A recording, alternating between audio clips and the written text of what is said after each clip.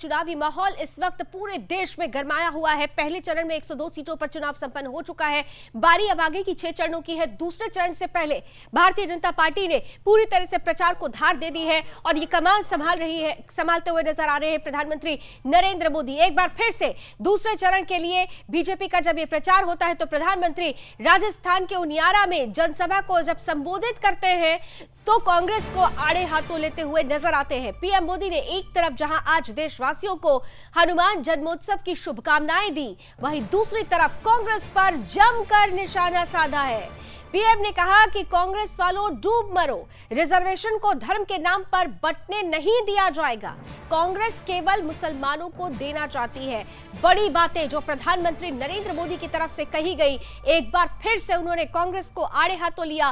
पहले राजस्थान के बांसवाड़ा में और अब टोंक पहुंचकर खासतौर से प्रधानमंत्री ने कांग्रेस को आईना दिखाने की कोशिश की। उन्होंने कहा कि आस्था को भी नहीं यहां माना जा सकता है।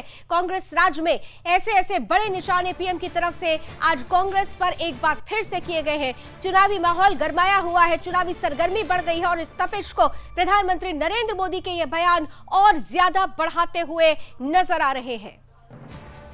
भजनलाल जी और उनकी टीम को हुआ है, जो अपराधी धोखे में है वो जान ले ये भजनलाल जी है।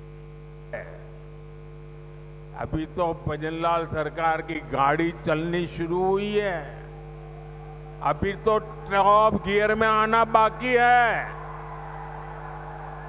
साथियों, आज हनुमान जयंती पर आपसे बात करते हुए मुझे कुछ दिन पहले की एक तस्वीर भी याद आ रही है। हो सकता है आप में से बहुतों तक ये खबर नहीं पहुंची होगी। मीडिया का काम था ये बात पहुंचाए, लेकिन नहीं पहुंचाई होगी। वो तस्वीर कांग्रेस के शासन वाले कर्नाटका की।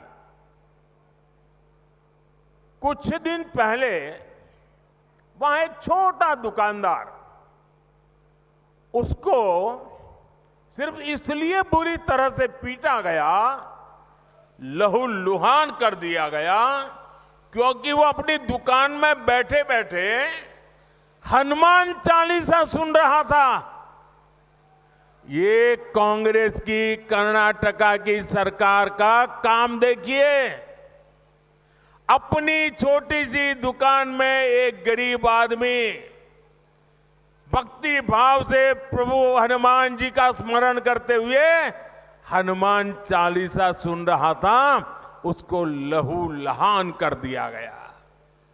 आप कल्पना कर सकते हैं, कांग्रेस के राज में हनुमान चालीसा सुनना भी गुनाह हो जाता है।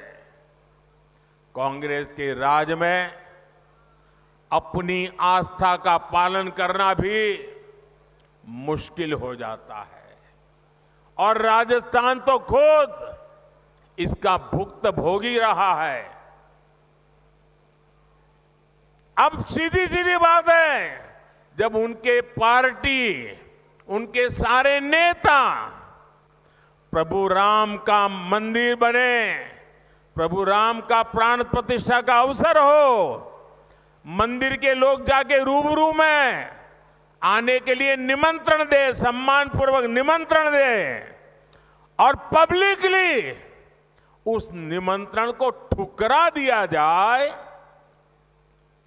तो उनके चेले चपाटे भी हनुमान चालीसा करने वालों को पीटेंगे कि नहीं पीटेंगे भाइयों?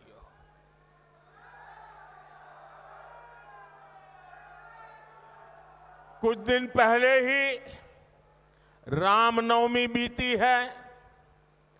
कांग्रेस के जाने के बाद पहली बार शांति से शोभा यात्रा निकली है पूरे राजस्थान में, वरना पहले और चुनाव की आपाधापी गर्मी होने के बावजूद भी कांग्रेस ने तो, और हमारे यहां तो सूरज की पहली किरण का स्वागत भी राम राम सा से होता है, राम राम सा।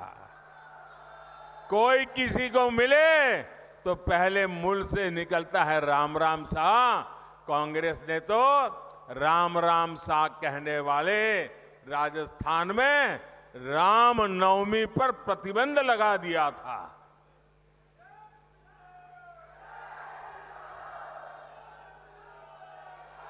और हमारे किरोड़ी लाल ऐसे हर मुद्दे पर लड़ाई लड़ते थे। कांग्रेस ने शोभा यात्रा पर पत्थरबाजी करने वालों को सरकारी संरक्षण दिया था।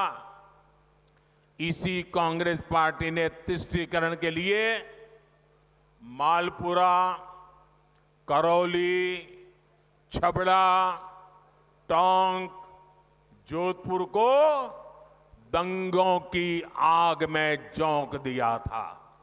झोंक दिया था कि नहीं झोंक दिया था? झोंक दिया था। तो प्रधानमंत्री नरेंद्र मोदी कांग्रेस की तुष्टीकरण की राजनीति को एक बार फिर से आड़े हाथों लेते हुए दिखाई दिए। यहां राजस्थान में उन्होंने कांग्रेस के सनातन विरोधी चेहरे का जिक्र किया।